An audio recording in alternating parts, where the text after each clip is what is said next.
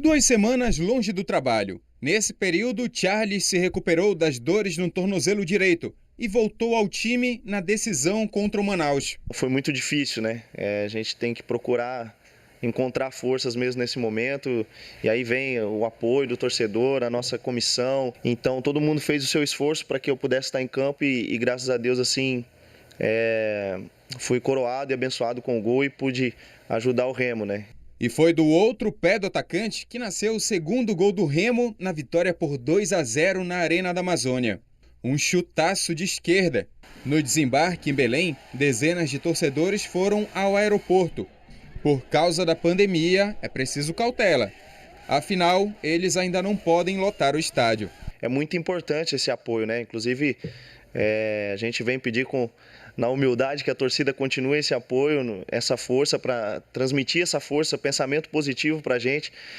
Conseguimos já um feito muito histórico aí, já pelos últimos anos a equipe não estava conseguindo classificar, então é muito importante para a gente também.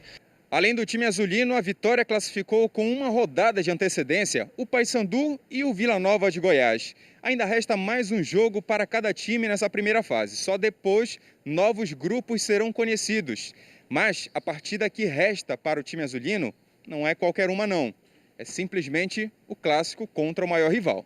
Repar aqui, a nossa torcida gosta que vence o jogo e nós também. Então a gente tem certeza que vai fazer um grande jogo para que a gente chegue na segunda fase ainda mais confiante.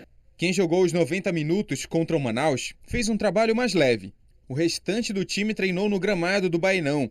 Enquanto o Repá não chega, Charles vai curtindo o bom retorno ao time azulino. A classificação já confirmada deixa tudo bem melhor. Essa confiança que pode nos ajudar a evoluir, né? A gente consegue fazer outras coisas, conseguir movimentações, o próprio jogador individualmente falando consegue se soltar mais e isso acaba ajudando sem dúvida a desenvolver um melhor futebol e pensando mais também, lógico, na segunda fase. 2 pontos a destacar aqui. Primeiro, o Manaus, derrotado pelo Remo por 2-0 no sábado à noite, não perdia jogos de competições da CBF, incluindo Copa Verde, o Campeonato Brasileiro e qualquer outra competição da CBF. Manaus não perdia lá desde junho de 2018. Eram 20 jogos na série. E aí o Remo quebrou essa série. Isso dá o tamanho da vitória, mostra o tamanho dessa vitória do Remo, que resolveu a situação do próprio Remo, a situação do Paysandu, a situação do Vila Nova, a situação do grupo. Fechou o G4, enfim, de uma forma definitiva. O outro ponto, a festa feita pelos torcedores do Remo para a chegada dos jogadores seria algo absolutamente normal, numa situação normal, na pandemia em absoluto. Isso aí nós vimos, antes do Repá anterior, a saída do ônibus do Paysandu da Curuzu, a quantidade de gente que estava ali acumulada, fora de todos os protocolos.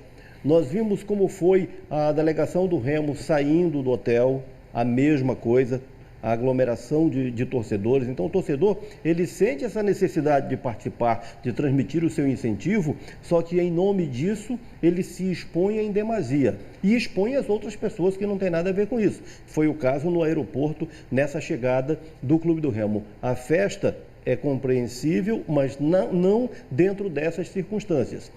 O que eu estou colocando aqui é que sábado nós temos Repá, e como temos Repá, nós temos toda uma mobilização, já sabemos o que deve acontecer por ocasião do jogo, pessoas se aglomerando em bares, né? Essa aglomeração para incentivar o time na saída para o estádio, coisas do tipo.